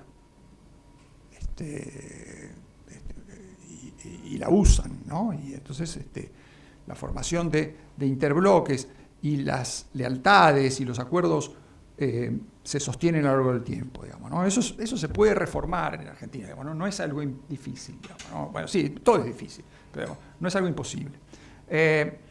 Y Humberto también mencionó el tema de los gabinetes, ¿no? Cómo funcionan los gabinetes en Argentina, que se podría reformar a través de una nueva ley de ministerios. La verdad que es el reino de la discrecionalidad y está muy en sintonía con una lógica de funcionamiento del Ejecutivo en el cual el poder presidencial es el poder personal del presidente y se estimulan las relaciones radiales de él con sus ministros, que terminan siendo simplemente delegados de ese poder presidencial, ¿no? En otros presidencialismos latinoamericanos el funcionamiento de los gabinetes está mucho más institucionalizado. Todo el mundo elogia el sistema uruguayo. Bueno, en el sistema uruguayo esto además es parte de la Constitución. ¿Cómo se regula las reuniones de gabinete y las decisiones en el gabinete, ¿no? Se acerca mucho más a un sistema parlamentario, donde es el primer ministro con su gabinete lo que toman las decisiones y votan, digamos, ¿no? Probablemente en un sistema presidencialista eso es impensable, tampoco tendría sentido, pero se pueden encontrar fórmulas intermedias donde los gabinetes tengan alguna lógica institucional que refuerce mecanismos de toma de decisiones donde no haya solamente el poder delegado del presidente jugándose en todas las coyunturas, digamos, ¿no? Entonces, hay muchas otras cosas, la reforma de las PASO y otros sistemas de internas, y la ley de partidos, que ahora está en discusión y que me parece que es una buena oportunidad. La ley sobre PASO también se va a poner en discusión y me parece que son oportunidades para hacer algunas reformas que en el futuro van a tener impacto, digamos, ¿no? Que no solamente van a servir para las próximas elecciones, como las está pensando el actual gobierno, sino que en el futuro pueden ir moldeando, a partir de la experiencia de éxitos y fracasos, un sistema político que funcione un poco mejor, dadas las condiciones en las que está el sistema argentino, y que va a estar por bastante tiempo. Y sobre eso yo creo que no hay que hacerse demasiadas ilusiones de que vaya a cambiar las tendencias actuales, pero estas tendencias pueden ser más o menos destructivas. A ver, la tendencia a la polarización va a seguir imperando. Seguramente muchos de nosotros somos relativamente moderados y nos disgusta la polarización, ¿no? Pero hay que resignarse a que esa es una ley de hierro, ¿no? Es una ley de hierro de la política actual. Probablemente no tenga mucho sentido ignorarla. Uno lo que puede es adaptarse más o menos productivamente a esa tendencia. Va a ser difícil que los actores moderados no pierdan mucho del espacio que tienen en la representación parlamentaria y en otros ámbitos institucionales. Pero la política argentina probablemente, y esto es interesante lo que está pasando, se va a mover en velocidades y tendencias distintas a nivel nacional y a niveles distritales. Uno lo que observa hoy es que muchas de las cosas que están pasando en la política nacional tienen poco impacto en los distritos. La política de los distritos sigue siendo una política que en gran medida es política de coalición, donde la fragmentación política es combatida de un modo bastante más eficiente por las coaliciones. Eso no va a pasar a nivel nacional, ¿no? Con suerte reaparecerá alguna coalición moderada, que no creo que tenga demasiado éxito, pero bueno, ojalá la haya, digamos, porque el centro político no va a desaparecer. Pero me parece que es importante destacar estas dos velocidades y estas dos tendencias diferentes, ¿no? Entre la política nacional y la política distrital. Y eso puede reforzarse, digamos, ¿no? Seguramente va a pasar porque muchos actores, su supervivencia depende de eso, digamos, ¿no? Y la otra cuestión que me parece importante destacar es que, más allá de que el momento no favorece a los moderados tienen mucho para decir. Digamos, ¿no? Si uno ve lo que ha pasado en los últimos tiempos, cómo se han formado las coaliciones legislativas, las voces moderadas han marcado el paso, ¿no? ¿Qué tipo de proyecto termina aprobándose?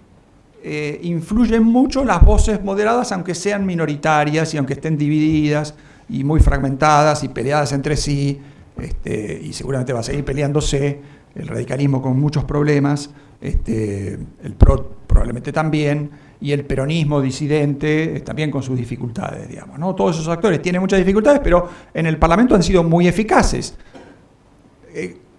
Digamos, la reforma del impuesto a las ganancias ha sido una de las grandes aportes de esta etapa reformista. Tenemos un impuesto a las ganancias mucho mejor del que teníamos y mucho mejor del que resultó de la competencia electoral del año pasado.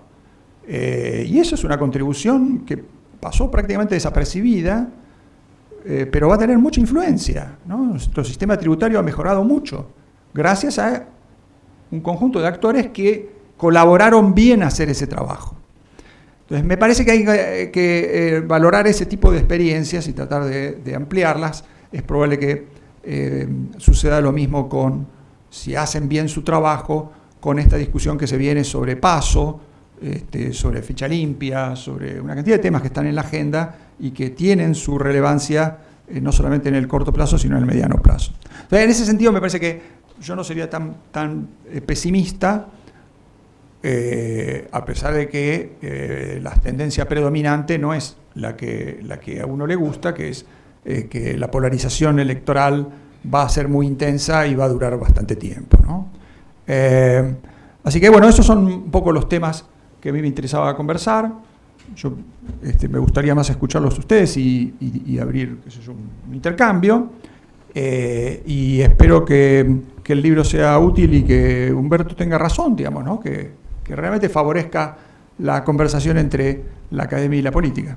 Muchas gracias.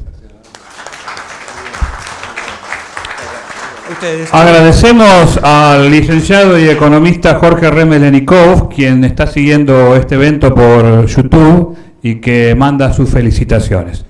Bueno, ahora le vamos a dar paso nuevamente al licenciado Humberto Rollero, quien va a moderar algunas preguntas y luego va a hacer el cierre de esta actividad. Le pedimos muy amablemente a todos aquellos que quieran participar que sean preguntas cortas y concisas. Perfecto, muchas gracias. Un saludito.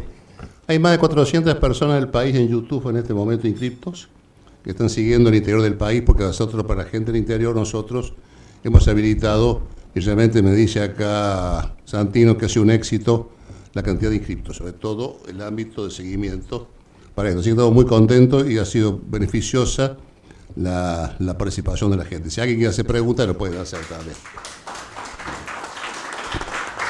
Patricia, antes de darte la palabra a la diputada Patricia, de la compatriota, le voy a pedir dos cosas. Brevedad de la palabra, todavía no es fácil en este ámbito. Sabrá Pascual de esto, que decía así, todo el tiempo hacía así, seguía. Y brevedad de la pregunta. Patricia, adelante. Al micrófono, ahí tiene. Patricia es el politóloga de Rosario, igual que yo. Sí, por eso no lo conocía a Trejo y Sanabria, porque me recibí en Rosario. Bueno. No, yo la pregunta que quería hacer, Marcos, era respecto a las dos velocidades que mencionabas. ¿Cómo pueden resultar exitosas cuando la nación va por un lado, pero la territorialización para zanjar diferencias y encumbrar dirigentes tiene sentido en el territorio más chico? Entonces, ¿cómo se da eso? Porque o quedan encapsulados en el territorio y no pueden ascender a nivel nacional, o cómo es esa relación. Gracias. Gracias, diputada. Sí. ¿Qué bueno, si quieren hacer varias preguntas y las va contestando todas juntas? ¿Prefieren? Por favor, ¿puede ser? Como quieran, como quieran. ¿No? Bueno, me pide el presidente que la conteste, por favor. Bueno, sí, yo trato de contestar. Sí, tengo tantos jefes acá que... Todos tienen su opinión. No, para Marco se olvida nunca. Sí, no, yo presenté ese desdoblamiento entre la política nacional y la política distrital como una solución, pero en realidad es un problema, ¿no? Es un problema que se viene agravando hace tiempo. En gran medida ese fue un fenómeno que el kirchnerismo estimuló, ¿no? Porque el kirchnerismo promovió un tipo de coalición, por llamarlo de alguna manera, en la cual todos los actores sabían cuál era la regla, que era que ellos iban a recibir su parte si no se metían en política nacional, ¿no? Si se ocupaban de reproducir su poder a nivel distrital y dejaban que los Kirchner gobernaran con las manos lo más libre posible todos los problemas nacionales.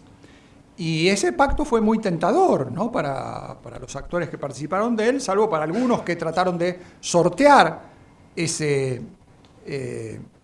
abismo, y le fue mal a los que trataron de sortear ese abismo. Bueno, el primero que sorteó, que quiso dar ese salto fue Cobos, y así le fue, digamos, ¿no? ¿Cuál era la idea de Cobos? Bueno, que si él representaba una cantidad de actores territoriales, podía coordinarlos para tener influencia nacional. Esa fue la idea con la que él se montó en el conflicto del campo, digamos, ¿no? Ahora vamos a tener un polo de poder con territorio, pero con voz nacional. No, eso no se hace, digamos, ¿no? Desde entonces nadie más intentó ese desafío hasta Massa. Cuando Massa intenta ese desafío le fue muy bien a nivel distrital, pero cuando intentó nacionalizar esa apuesta también fracasó, ¿no? Nacionalizar el Frente Renovador fue imposible para Massa.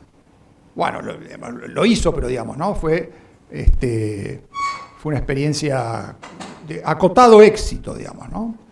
Entonces yo creo que ese es un problema que se viene arrastrando hace mucho, y la actual configuración de la competencia política lo va a reforzar.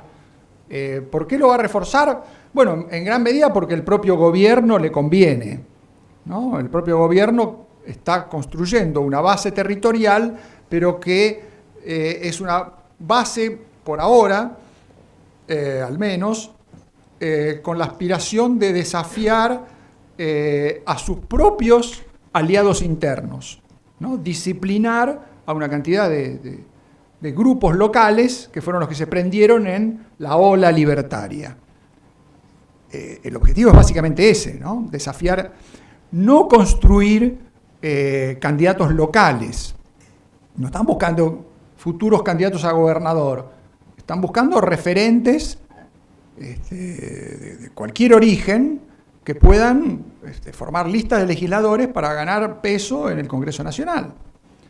Y no va a tener eso mucha traducción en las listas distritales. Y eso se va a reforzar porque los gobernadores, para mantener su mayoría en las legislaturas, van a desdoblar. En la mitad de las provincias se hacen elecciones para legisladores nacionales y distritales, y yo creo que de esas 12, 13 provincias, si pueden, todas van a desdoblar. Bueno, esa va a ser un momento donde esta doble vía se va a profundizar. Es un problema, efectivamente, es un problema creciente. ¿Por qué? Porque los gobernadores se vuelven intendentes grandes, ¿no? Les interesa el alumbrado, barrido y limpieza y se desentienden del problema de la inflación, el problema del modelo económico, las relaciones internacionales. La política nacional les resulta cada vez más muy distante. Si se meten no ganan nada, se pelean con el presidente inútilmente y difícilmente que logren formar un polo de poder más o menos próspero para algún día tener aspiraciones presidenciales. Entonces, achatan sus perspectivas políticas, se achatan, ¿no? Se vuelven cada vez más localistas. Y la política nacional se desentiende del territorio. Se puede hacer un presidente exitoso sin tener ningún gobernador, ningún intendente. Es más, es mejor no tenerlos, porque cuando vos le recortás recursos no tenés a ningún tipo de tu partido jorobándote para que se la devuelva la plata. Es la gran ventaja de Milei. Le recorta a todo el mundo, ¿y quiénes van a maltratarlo en público? Todos tipos que son de otro partido, ¿no? La gente de su partido está recontenta. Bueno, es un desdoblamiento que a la larga va a ser la fuente de una crisis muy grave, ¿no? Y de partidos que están como descabezados. Ya pasa en el peronismo. ¿Quiénes son en el peronismo aspirantes a la presidencia con alguna chance? En los años 90 había un montón, en gran medida porque Menem era más generoso y no excluía a los tipos con ambiciones, pero además porque los gobernadores podían hacer ese salto. Estaban, digamos, invitados a hacer ese salto a través de la mesa de gobernadores, las discusiones parlamentarias y la interacción entre la agenda de las provincias y la agenda nacional. Desde los 2000 en adelante eso dejó de pasar. Y el peronismo es un desierto en términos de renovación de dirigentes. Bueno, con Quintela se ha probado que eso va a seguir siendo así por un tiempo, ¿no? Muy bien, vamos a tener que hacer un cambio metodológico. Voy a dar la palabra a la diputada Sharapura desde Jujuy. Y después voy a cambiar que mi conducción de Basile. Todos los tengo 5 anotados, van a hacer la pregunta y después contesta, porque si no, nos quedamos a vivir acá adentro. Entonces, diputada, muchas gracias. Por la participación femenina, adelante usted. Después el resto. No, muchas gracias. Quería referirme hacia lo último que dijo usted. Yo siempre que analizo la política, el proceso de la Argentina, lo analizo más en un contexto antropológico, sociológico, de los problemas que tuvo esta nación y la Argentina. Yo siempre digo que el gran problema que la Argentina tiene es que no tiene construido una identidad nacional, que nosotros creemos y hoy estamos dándonos cuenta que todo lo que creíamos que era una construcción nacional, la cultura de los derechos humanos, la defensa de las instituciones, que eran acuerdos generacionales, está en debate. El valor de la cultura está en cuestionamiento. Y creo que el primer problema es que Argentina, la mayoría creen que bajamos los barcos y algunos decimos estamos en la selva misionera, en la puna jujeña, en la Patagonia argentina. O sea, cuando Argentina defina cuál es su origen y le dé marco a ese proceso, habremos hecho un gran avance. Creo que el problema de la Argentina en la política sigue siendo el federalismo y el centralismo. Y creo que la explicación que usted da de por qué estas alianzas o coalición de gobierno se configuran más fácilmente en los territorios, yo pongo la experiencia jujeña. Nosotros hemos accedido a la posibilidad de gobernar una provincia que teníamos una vocación con una coalición, peronistas, radicales, socialistas, referentes de organizaciones, referentes sectores, con una visión, sacar adelante a la provincia y con algunas cuestiones institucionales, defender el Estado, construir un modelo de paz social. Y lo hemos logrado y podemos generar ese proceso ya 3 mandatos. Pero hemos ido perdiendo, digamos, en esencia nacional, esa proyección del partido que pertenecemos claramente, se ha ido desconfigurando, como usted dice, el escenario en el contexto nacional. Yo siento que está cómodo Milei con partidos colisionados, partidos históricos que tenemos acuerdos que no estamos poniendo sobre la mesa, que no estamos llegando a construcciones generacionales, es decir, tenemos que defender el Estado, tenemos que defender la política, tenemos que honrar la política. A pesar de que compartimos historia en la vida política, no estamos teniendo la capacidad de construir acuerdos que defiendan las instituciones, que defiendan y que honren la política. Y fundamentalmente lo que usted decía, a mí me generó una pregunta, es, bien, vamos a polarizar mucho tiempo todavía. Y la polarización no son por los temas del interés común ni los temas de las causas nacionales. Las polarizaciones que se dan son de cómo se ejerce el poder y de cómo se tiene una visión que no necesariamente está arraigada a la historia de esta Argentina. Por eso me quedo con esa idea de que al ser de una provincia donde estamos practicando la transversalización, estamos practicando la coalición de gobierno, presidente, bueno, voy a honrar mi personalidad. Usted habló casi 50 minutos. Usted habló casi 50 minutos, pero estoy ya intentando terminar. Lo que quería referirme al final, además me desconcentra y me hace que demore más, ¿no es cierto? Además, si soy la única mujer que voy a hablar, voy a hacer honor a la... Ah, bueno, está bien. No, lo que le quería decir, agradecerle la presentación, pero también plantearle que sin duda hay algunos que estamos preocupados no solo por esta comodidad que tiene el presidente Milei, sino por esta falta de superación de la grieta. Yo digo, hay grietas estructurales, federalismo, centralismo, grietas estructurales, digamos, Estado, economía, grietas estructurales, coalición, partidos tradicionales. No debería ser una grieta, deberíamos ser un complemento de esos procesos. Muchas gracias, diputada. Yo lo entiendo y puedo compartir. El asunto es que, bueno, hay ciertas cosas con las que uno no tiene sentido rebelarse, digamos, porque son, la política va para donde va y rara vez está de acuerdo con las preferencias de uno, digamos, ¿no? Y efectivamente, en este caso el tema de la polarización va a ser así, digamos, ¿no? La política argentina va a estar más polarizada de lo que estuvo, que ya era muy molesto para muchos de nosotros, el clima de polarización de los últimos 15 años, lo vamos a vivir de un modo aún más intenso. ¿Por qué? Porque durante la etapa kirchnerista había un solo actor que polarizaba. Los demás actores trataban de competir hacia el centro porque si iban al extremo perdían seguro, digamos, ¿no? No tenían chance de ganar. Ahora vamos a tener una situación más parecida a la de Brasil o Estados Unidos o algunos países europeos, donde la polarización es mutuamente conveniente para los dos actores, la derecha y la izquierda, digamos, ¿no? La derecha y la izquierda ganan en la polarización y van a seguir ganando. Uno puede protestar, pero mucho más que eso no va a poder hacer. Ahora, ¿esa polarización expresa valores? Yo creo que sí. ¿Expresa valores? ¿Expresa opciones de política? También.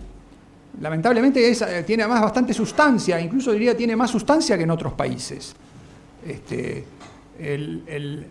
¿Qué ofrece como novedad Trump en la política norteamericana? La lucha contra los inmigrantes ilegales es bastante poco, ¿no? Moviliza básicamente un resentimiento de frustración y postergación económica de una cantidad de actores que ven que el país sigue creciendo y ellos vienen cayendo hace 15 años, 20 años, 30 años.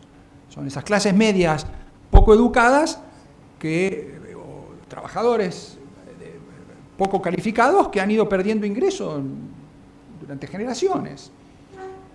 Y lo que él propone para cambiar eso es bastante pobre. La propuesta de novedad de Milei es mucho más potente, mucho más oportuna para la Argentina. Reconozcámosle que tiene mucho más para decir, ¿no? Y en términos de nuestras dificultades estructurales para tener un país estable, mínimamente abierto al mundo, atento a las inversiones, bueno, todas las que sabemos que son nuestras dificultades económicas que 40 años de democracia no lo resolvieron, sino que empeoraron. Es mucho, es una agenda muy voluminosa. Y a eso sumémosle su enorme talento político, digamos, ¿no? Hay que dejar de menospreciar a Milei, que se menosprecia a sí mismo como parte de un juego en el cual se presenta como un economista camino al Nobel, cuando el tipo es un político enormemente intuitivo, con un gran talento. El Nobel no se lo va a dar nunca, pero va a tener muchos premios políticos, porque sabe conquistarlos, porque se los merece.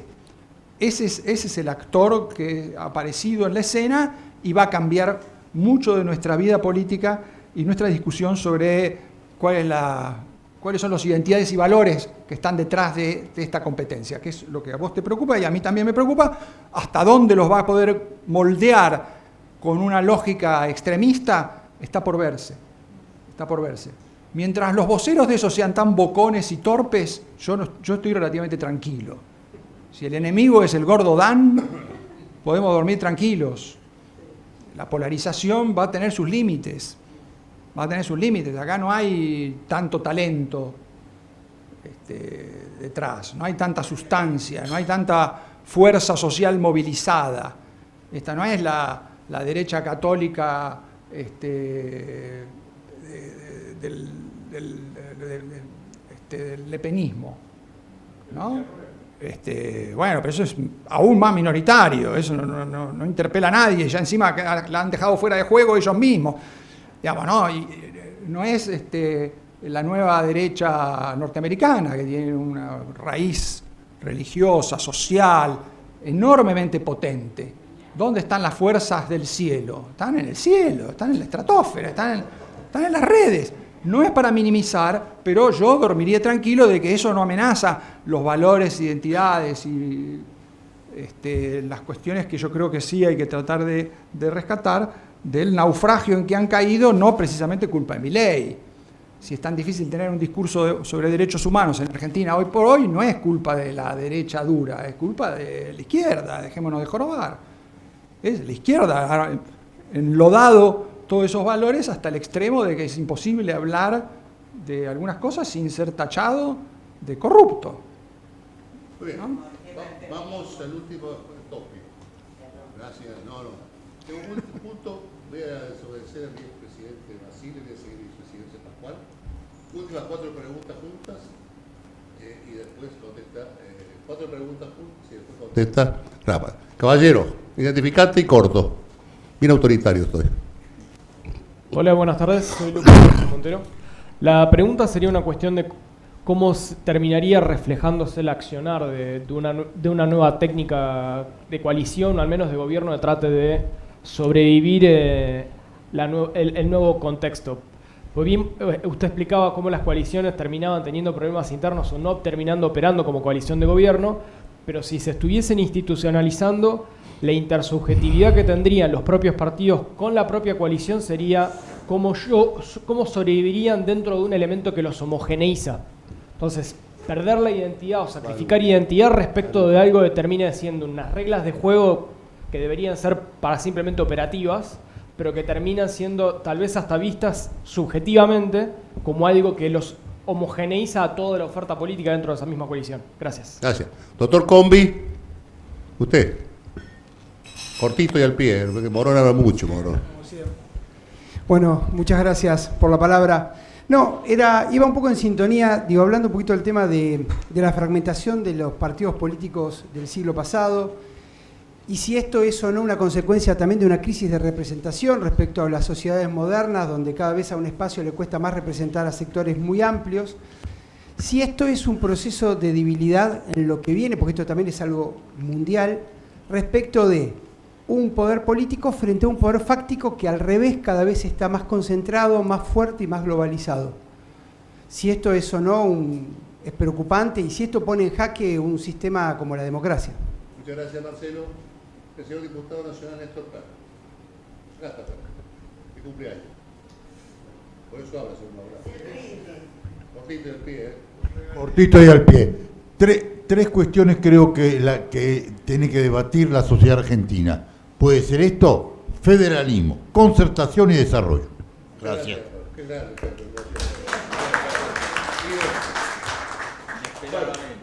El diputado Basile va a hacer el cierre. El diputado Basile, cortito y al pie, siga el ejemplo de Perú, usted, por favor. Un expresidente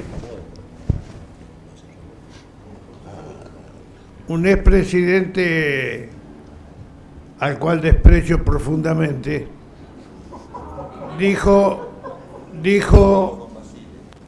no hagan caso por lo que digo, sino fíjense lo que hago. Cosa que se adapta para la pregunta que te voy a hacer, Marco.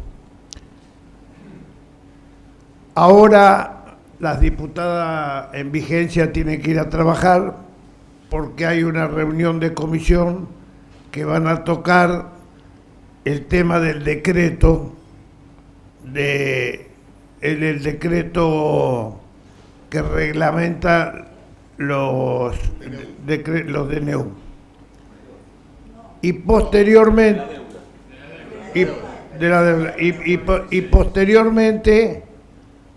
posteriormente hay otra reunión a la cual por instrucciones del Ejecutivo van a alargar la charla de la primera para que no se produzca la segunda. La intención del gobierno es que no se modifique nada hasta el 30 de noviembre. Todos temas que los políticos que somos la casta, yo me considero de la casta, no por la deshonestidad, sino por la antigüedad en 66 años de militancia política, y me gustaría saber, en esto que no va a la profundidad del pensamiento de Marco ni de Humberto, sino a la práctica real de qué es lo que hace este gobierno. ¿Se entendió, Marco? Sí, se entendió perfectamente. Contesta el doctor Novaro, que después obviamente otro presidente del cierre correspondiente. Mira con cara de situación. Bueno, son muchas cosas y voy a tratar de ser muy sintético. Efectivamente ya se hizo un poquito tarde, pero las cuestiones son todas muy, muy interesantes y ojalá se pueda seguir conversando en otro momento, digamos.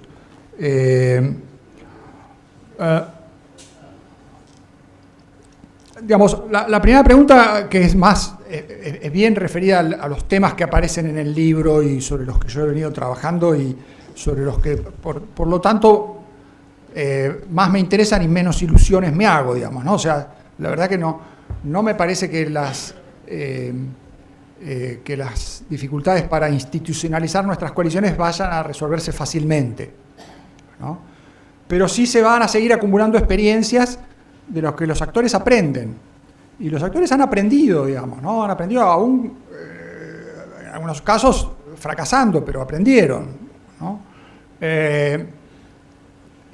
Cuando en los últimos tiempos Juntos por el Cambio se descompuso a nivel nacional, a niveles distritales nadie se apuró a hacer lo mismo, ¿no? Los actores se frenaron, se cuidaron de seguir un curso demasiado arriesgado, porque tenían más motivos para confiar en que eso les iba a servir, iba a ser recursos para gobernar. Y creo que no se equivocan, digamos, ¿no? Me parece que si uno habla con los actores de gobernantes en muchas provincias, me parece que encuentra que están explorando formas para fortalecer sus coaliciones. Yo diría que el punto, el que vos señalás como dificultad, que es cuando una coalición se consolida, se forma una identidad coalicional y eso debilita el patriotismo partidario, debilita la identidad de los votantes con su partido, debilita por lo tanto los lazos que los partidos necesitan para, por ejemplo, competir en internas, ¿no? No se entregan en manos del gobernador de turno, que entonces se vuelve el dueño de los activos de esa coalición. Cuando le va bien, todos los beneficios son para el gobernador. Cuando le va mal, el gobernador socializa las pérdidas. Dice, ahora perdemos todos. Bueno, eso es lo mismo que ha pasado a nivel nacional, ¿no? Los presidentes son exitosos, todo es mérito mío, no de mis socios. Y las dificultades, este tipo no me apoyó lo suficiente, fue desleal, y los mismos partidos aliados lo justifican porque enseguida rompen y se van y se vuelven opositores. Y entonces, bueno, eso lamentablemente puede también pasar en el futuro porque seguramente vamos a tener experiencias de gobernadores exitosos, pero también fracasos, ¿no? También fracasos. Yo creo que si uno ve la experiencia comparada, siempre me acuerdo de la experiencia chilena, ¿no? La experiencia chilena es muy interesante en este sentido, porque en Chile hubo un proceso muy fuerte de construcción de identidad coalicional. No solamente los votantes, sino que los funcionarios eran funcionarios de la concertación. Había un espíritu concertacionista. Eso no debilitó a los partidos. Lo que debilitó a los partidos principalmente fue la incapacidad que tuvieron para entender los cambios que estaba pasando en la sociedad, que en alguna medida es parecido a lo que ha pasado con el Partido Demócrata en Estados Unidos, que es que el éxito económico no asegura que a la gente le vaya mejor, ¿no? Y es un rencor por el éxito, que a veces es más intenso que el rencor por el fracaso, ¿no? Cuando la gente ve que otros prosperan y a él no es parte de la fiesta, se enoja más que cuando ve que todos están en la lona, aún los empresarios que se están empobreciendo porque sus empresas no valen nada. Entonces en Argentina no hay tanto rencor de clase como hay en Chile o como hay en Estados Unidos. Y tienen razón. Y la concertación chilena no entendió eso. Y no es por un problema de que fortaleció la identidad concertacionista, no fue capaz de renovar su élite, no fue capaz de abrirse a los jóvenes que cada vez votaban menos, y votaban menos hasta que incendiaron todo porque no tenían motivo para votar. Entonces, en Argentina esos rencores existen menos, pero el gran problema es efectivamente cómo construir identidades coalicionales fortaleciendo los partidos, no debilitándolos. No es imposible hacerlo, ¿no? Creo que la experiencia más de Juntos por el Cambio, con todos sus errores, fortaleció a sus miembros. Fortaleció el radicalismo. El radicalismo fue un partido mucho más cohesionado cuando estuvo dentro de Juntos por el Cambio que como es hasta ahora, que a nivel nacional se está descomponiendo. Entonces, no es cierto esto de que es una cosa o la otra. Me extendí demasiado, perdón, pero me parece que es un tema que a mí me interesa mucho y me parece que es muy importante para evitar caer en los mitos de siempre, digamos, de que si vos tenés una identidad partidaria tenés que trazar una frontera contra los demás. Eso no es así. Eso no es así. La cooperación y la identidad conviven en muchos lugares.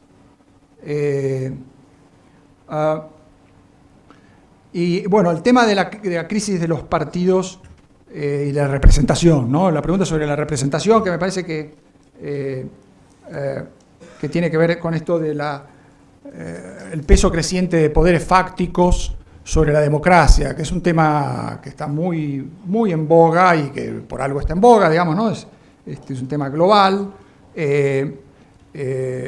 Y si pone en jaque la democracia, bueno, va a depender mucho de la fortaleza de las instituciones de la democracia, de las tradiciones políticas y la capacidad de generar nuevos vínculos de representación, ¿no? Y a veces esos nuevos vínculos de representación son una solución y son parte del problema, o pueden agravar el problema. Trump, ¿qué es?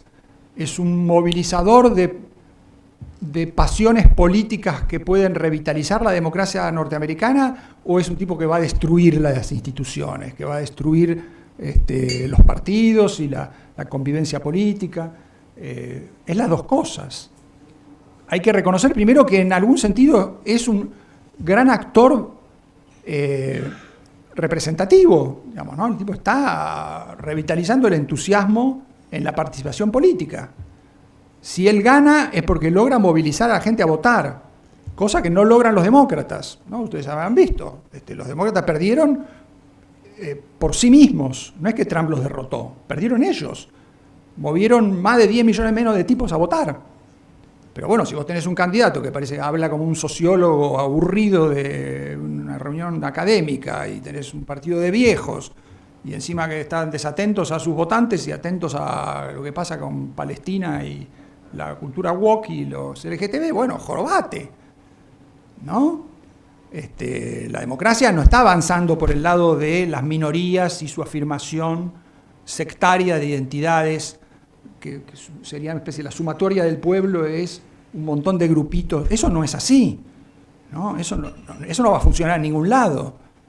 Si vos no tenés una apelación a lo que es el interés general del pueblo norteamericano, no vas a movilizar a nadie, ¿no?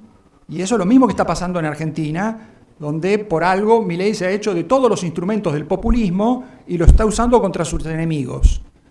Cuando él dice, yo estoy usando las armas del kirchnerismo para destruirlo, bueno, el único que no entiende eso es la cantidad de sociólogos que hay en la dirigencia kirchnerista.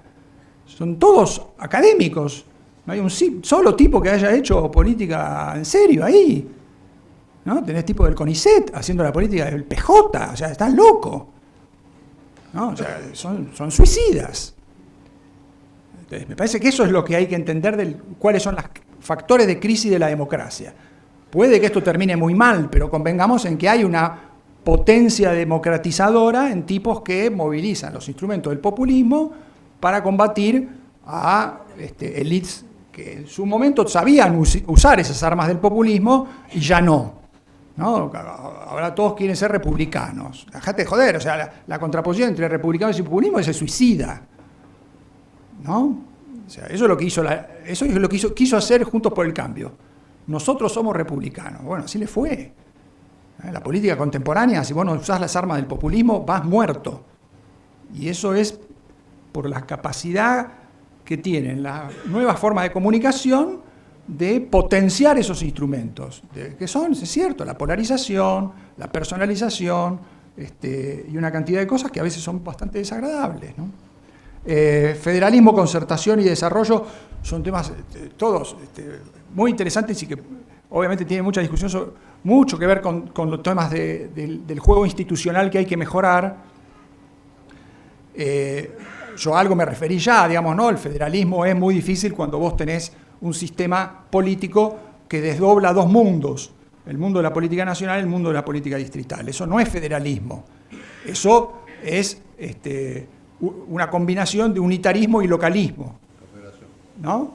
Ahí tenés dos fuerzas que se complementan y ninguna es federal, ¿no? Porque tenés gobernadores, intendentes y tipos que lo único que quieren es que le llegue su cuota.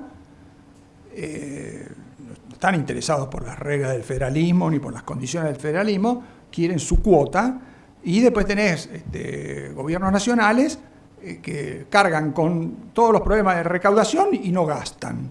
Y entonces tienen un problema muy grave, ¿no? Es que frecuentemente son gobiernos muy frágiles. Bueno, la política huye a la fragilidad. Y cuando la gente está en un mundo incierto, quiere gobiernos fuertes.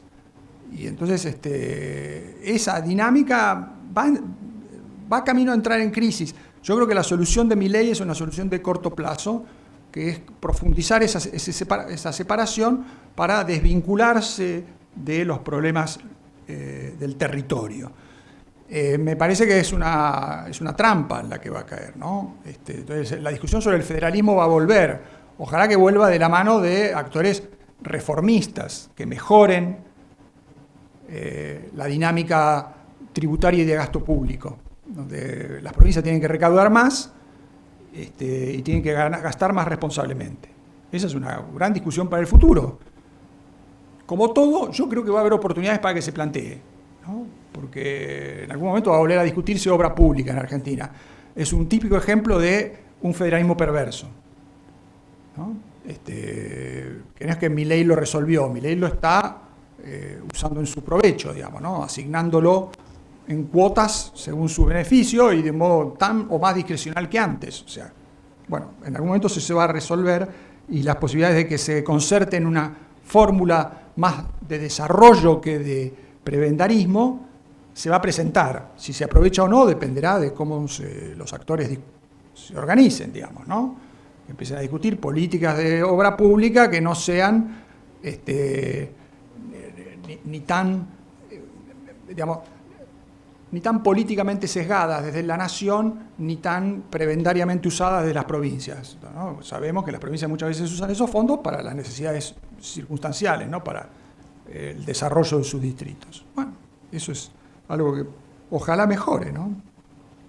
Sobre la discusión última, no, el punto, yo ya me estoy extendiendo muchísimo, perdón, pero bueno, sobre la discusión última sobre los DNUs, no, porque bueno, todos estos temas están incluidos en toda esta discusión, pero bueno, algunos escapan completamente a las posibilidades de dar una opinión fundada, pero sobre el decreto de deuda que se está discutiendo, y sí, escapa un poco a mi métier, digamos, ¿no? Yo preferiría estar un poco más informado sobre las opciones que hay para que la discusión avance. Lo veo muy difícil, de la misma manera que veo muy difícil que avance también la discusión más general sobre los cambios propuestos a la ley de 2006 sobre DNU, ¿no? Hay una discusión, por lo que yo entiendo, digamos, ¿no? Hay una discusión circunscripta al tema de la deuda y hay una discusión más amplia sobre cambiar las reglas para validar DNUs. Ambas cosas son justificadas y pertinentes porque efectivamente se ha usado mucho de los DNUs en ambos terrenos, en el terreno específico y en el terreno más general. Pero no es un momento que sea muy propicio para que esa discusión avance de forma sensata. ¿Por qué? Porque está muy polarizada, ¿no? De vuelta, la polarización ayuda básicamente al gobierno, ¿no? El gobierno puede decir con bastante razón que simplemente los que impulsan estos cambios quieren quitar recursos de gobernabilidad. No es que quieren mejorar la gobernabilidad, sino quieren entorpecerla. Y del lado de la oposición no hay muchos esfuerzos para argumentar en contra y decir, no, nosotros no queremos desarmar al presidente en el peor momento, sino que queremos mejorar la cooperación entre el Ejecutivo y el Congreso, o sea, generar más oportunidades para que los DNU después se transformen en leyes, los DNU puedan sostenerse en los momentos de emergencia, pero no todo el tiempo. Bueno, todas las cosas que sabemos que en otros países funcionan. De vuelta, el ejemplo de Brasil es interesante, ¿no? En Brasil hay exigencias mucho más estrictas que en Argentina, pero los presidentes pueden insistir con los DNUs, los plazos de validez son más largos, hasta la nueva legislatura hay margen, digamos, ¿no? Entonces los DNU muchas veces todos los años los presidentes, qué sé yo, renuevan 1000 DNUs. Entonces, es un poco un conventillo, pero bueno, es como puede funcionar eso cuando los presidentes no tienen mayoría legislativa. En Argentina se podría buscar una fórmula intermedia de ese tipo, pero a nadie le interesa. Por ahora parece que a nadie le interesa. La oposición lo que quiere es recortar poder y el presidente sabe que puede vetar. Y entonces, ¿para qué va a entrar en una discusión para hacer una reforma más razonable si la solución más sencilla es denunciar a los golpistas y vetar? Bueno, la polarización es lo que va a dominar la escena, no va a salir nada de esto, digamos, ¿no? O sea, vamos a seguir igual que antes, la ley de 2006 va a seguir valiendo. Sinceramente, un mal resultado, pero comprensible, dada que la polarización predomina. No sé si fui...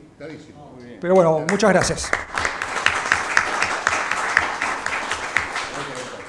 Bueno, solo resta agradecerles a todos los presentes la presencia.